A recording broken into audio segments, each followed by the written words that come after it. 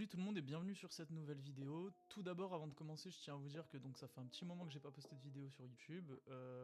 Dans les prochains jours et dans les prochaines semaines, il y aura plus de contenu qui devrait arriver, donc restez à l'affût. Je vais publier pas mal de contenu, que ce soit sur le trading, dans les prochains jours et dans les prochaines semaines. Mais il y a aussi un autre type de contenu qui va arriver dans pas longtemps, donc soyez attentifs et je vais essayer d'être plus régulier dans les prochains jours et prochaines semaines. On peut commencer. Aujourd'hui, je vais donc vous parler des kill zones, donc des sessions de trading. Les sessions de trading se divisent en 4. Il y a 4 sessions de trading dans l'univers de la finance. On va avoir en tout premier la session de Londres, en deuxième on va avoir la session de New York, et ensuite on va avoir la session de Sydney et de Tokyo. Donc ces sessions sont divisées en 4. Chaque session respecte du coup des unités, des fuseaux horaires différents. En principe, on a tendance à additionner la session de Sydney et la session de Tokyo ensemble, à les faire conjointement, et à appeler ça la session asiatique. Donc la session de Sydney et de Tokyo, c'est la session asiatique. Et vous pouvez voir du coup que la session de Sydney va de 22h à 7h du matin, et la session de Tokyo de 1h à 10h du matin. Donc globalement, si on cumule les deux, la session asiatique se fait de 22-23h à environ 8-9h du matin, à peu près. Pour ma part, j'ai très peu tendance à trader la session asiatique, même si ça m'arrive quelques fois. Mais sinon, j'ai très peu tendance à la trader et dans mon plan initial, je ne la trade pas. Actuellement, depuis plusieurs mois, je trade uniquement la session de New York et vous pouvez voir que la session de New York a lieu entre 14 à 23 heures. Les deux meilleures sessions à trader sont du coup celle de New York et celle de Londres. Pourquoi? Parce que c'est les deux sessions où il y a le plus de volatilité sur les marchés. C'est là où il y a le plus de liquidités qui rentrent sur les marchés financiers. Je n'ai plus les chiffres exactement en tête, mais la session de Londres représente à peu près 30 ou 40% des échanges, si je dis pas de bêtises. La session de New York doit représenter 15-20% des échanges mondiaux. Et enfin, les sessions de Sydney et Tokyo représentent le reste. Mais tout ça pour vous dire que du coup, la session de Londres et la session de New York sont là où il y aura le plus de volume et de liquidité. C'est donc en principe là qu'il va avoir le plus de mouvement dans la journée sur les marchés financiers. Et donc, en tant que trader, c'est dans ces moments-là qu'on peut se positionner pour essayer de prendre du coup les plus gros mouvements qui vont avoir lieu sur notre journée de trading. Pour la session de Londres et la session de New York, du coup, la session de Londres commence à 9h, elle va finir environ vers 18h, et la session de New York commence à 14h pour finir à 23h. Du coup, si je coupe et que je joins les deux sessions, vous allez avoir une fenêtre de tir de 14 à 18h, où les sessions de New York et de Londres vont se chevaucher. C'est du coup pendant ce chevauchement de Londres et de New York, de 14 à 17h, de 14 à 18h environ, que c'est selon moi et selon ma stratégie la meilleure période pour trader, parce que du coup vous allez avoir la liquidité de Londres et la liquidité de New York en même temps, ce qui peut vous permettre donc d'avoir des plus gros mouvements, et donc si vous avez le bon billet, que vous avez la bonne stratégie et que vous êtes dans le bon sens, de prendre des bonnes positions et des bons trades. Sinon vous allez avoir le début de la session de Londres, qui est aussi intéressant, où vous allez avoir justement la jonction entre la session de Londres et la session de Tokyo. Pour ma part, et la plupart des traders vous diront la même chose, mais les meilleures sessions sont donc la session de Londres et la session de New York. Et si on doit choisir du coup des créneaux horaires, donc des kill zones, parce que les sessions c'est donc les fenêtres de fuseau horaire là où on peut trader. Donc vous avez 4 sessions, la session de Londres, de New York et de Sydney et de Tokyo.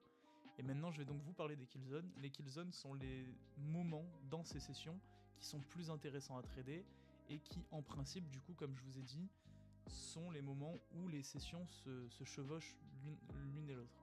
Donc pour le cas de Londres et Tokyo, ça va être environ de 8h30 jusqu'à 10h du matin, avec l'ouverture de Londres à 9h du mat. Donc le gros va être entre 9 et 10h. Ça va être une kill zone, la première kill zone. Et la deuxième kill zone, ça va être du coup la kill zone sur New York et Londres, quand les deux sessions se chevauchent en même temps. Et du coup la kill zone, la deuxième, ça va être essentiellement de 14 à 18h. Pour ma part, je préfère dire qu'elle est entre 14 et 17h, parce que à partir de 17h, s'il n'y a pas eu de décision et de positions qui ont été prises, rarement vous allez ouvrir une position de 17 à 18. Ça peut arriver, mais c'est quand même très rare.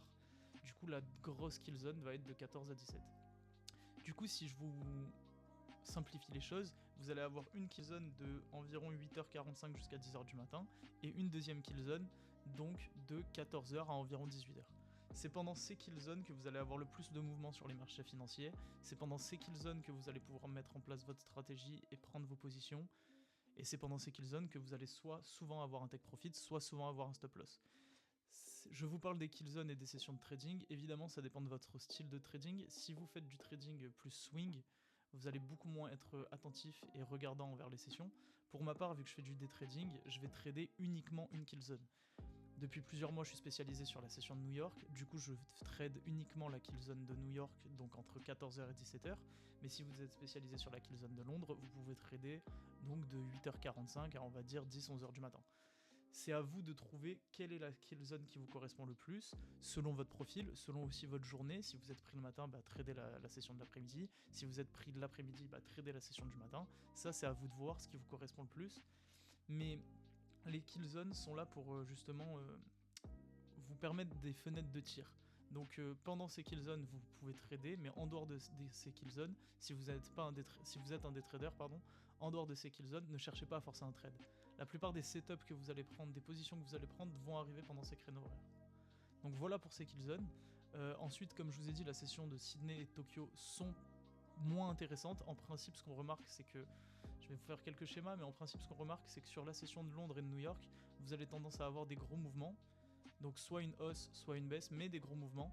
Ce qu'on remarque très souvent pour la session de Sydney et de Tokyo, c'est que en principe, vous allez avoir un range, le range de la session asiatique, et du coup le marché va rester comme ça sur toute la nuit, ce qui fait que vous n'allez pas vraiment pouvoir prendre de position. Il y a des gens qui sont spécialisés en trading sur la session asiatique, vous pouvez vous spécialiser, mais de manière générale, c'est quand même plus opportuniste et c'est quand même mieux, vous avez quand même plus d'avantages à trader la session de Londres et de New York. Donc si vous avez une session asiatique qui range, c'est-à-dire qu'elle est stabilisée, elle évolue entre deux canaux, vous voyez, et qu'ensuite à partir de la session de Londres ou de New York, vous avez une cassure de ce range pour ensuite aller chercher des plus hauts, c'est plus intéressant de commencer à trader dans ce créneau horaire qui est ici, que dans ce créneau horaire pendant la session asiatique. Enfin, pour vous expliquer comment fonctionnent vraiment du coup les kill zones, vous allez avoir donc la kill zone de Londres et de New York, et moi ce que je cherche avec ma stratégie, sans rentrer forcément dans les détails, mais ce que je cherche ça va être la continuation ou le reversal. Donc pour vous refaire le même schéma que je vous ai fait ici, mais par exemple si on a une session asiatique qui n'évolue pas vraiment, qui reste dans une zone stable, comme ceci, et en principe on va avoir sur la session de Londres ce qu'on appelle le Judas Swing pour les concepts ICT et SMC. Donc il y a plein de vidéos sur le Judas Swing, peut-être que je vous ferai une vidéo sur le Judas Swing dans les prochains jours, mais sinon vous pouvez aller vous renseigner sur YouTube ou sur internet. Le Judas Swing ça va être un mouvement très rapide et très incisif dans le marché, donc vous allez avoir la session asiatique qui va stabiliser comme ça entre deux niveaux, vous allez avoir l'ouverture de Londres où vous allez avoir un Judas Swing qui peut être donc une cassure à la hausse par exemple, avant un vrai mouvement qui par exemple est à la baisse. Et du coup, vous, qu'est-ce qui se passe? Vous allez chercher donc à trader soit la continuation, soit le reversal. Donc si par exemple la veille, la journée de la veille, on avait une tendance baissière, que pendant la nuit on a stabilisé, qu'on est revenu chercher avec le Judas Swing et qu'ensuite on est tombé, c'est une continuation. On a continué la tendance de la veille qui était une tendance baissière. Pour le reversal, ça va être la même chose mais dans le sens inverse. Si vous avez une tendance de la veille qui est baissière, que pendant la nuit vous avez le marché qui va range, qui va se stabiliser entre deux niveaux clés, et que par la suite, au réveil, pendant la session de Londres, vous avez quelque chose comme ça, et puis un reversal qui remonte à la hausse, là vous allez donc chercher à vous positionner donc sur des ordres de la session asiatique pour acheter et rider la session londonienne qui va être à la hausse. C'est les deux setups majeurs qu'on va avoir, c'est-à-dire soit la continuation, soit le reversal. Donc soit le continuation de la tendance précédente, soit un reversal qui va justement partir dans l'autre sens par rapport à la tendance de la veille. Ces deux scénarios, je vous l'ai expliqué pour la session de Londres avec le cas de la session asiatique juste avant, mais vous allez l'avoir aussi bien sur la session de Londres que sur la session de New York.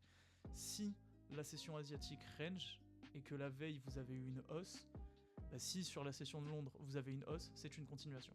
Si sur la session de Londres vous avez une baisse, c'est un reversal. Mais ça va être la même chose pour la session de New York. Moi actuellement, comme je vous ai dit, je trade la session de New York. Si le matin sur Londres on a eu une tendance haussière, et quand New York ouvre, si on continue à la hausse, c'est une continuation. Si maintenant on part à la baisse, c'est un reversal. Voilà, je voulais pas rentrer trop dans les détails de ma stratégie et dans les aspects techniques, mais juste pour vous expliquer grosso modo les gros aspects, les gros concepts et les grandes sessions avec les kill zones et comment plus ou moins avoir des fenêtres de tir. Où justement on a des fenêtres de tir dans ces kill zones et pas en dehors. Donc c'est tout pour moi, j'espère que cette vidéo vous a plu et je vous laisse pour une prochaine vidéo, à très bientôt. Ciao ciao.